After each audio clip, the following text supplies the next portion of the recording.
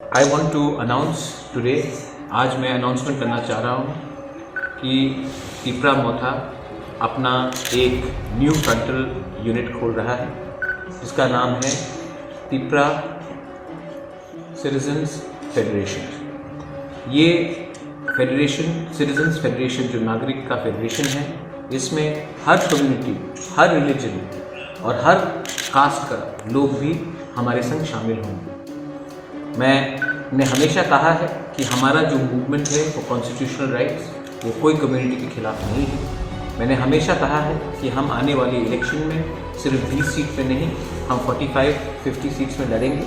तो आज मैंने ये ऐलान किया है, हमारे संग हमारे farmer MLA, x vice president of Pradesh Congress and many senior leaders from all communities, SC के हो, मुस्लिम हो, बंगालीज हो, मणिपुरीज हो, चाय बागान के वर्कर्स हो, सबको मैं OBC हो, सबको निमंत्रण करके अपने पार्टी में ज्वाइन करा रहा हूँ। आने वाले दिन में एक माइंडसेट रहा था कि only regional party is meant for Tiprasa people and nobody else. मैं वो सिस्टम को चेंज करना चाहता हूँ।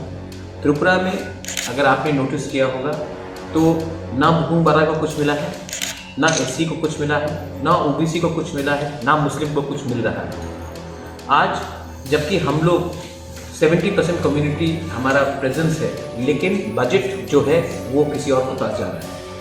आज सबको मालूम है कि एक MLA हमसे बात करके कहता है कि मदरसा को बंद किया जाना चाहिए।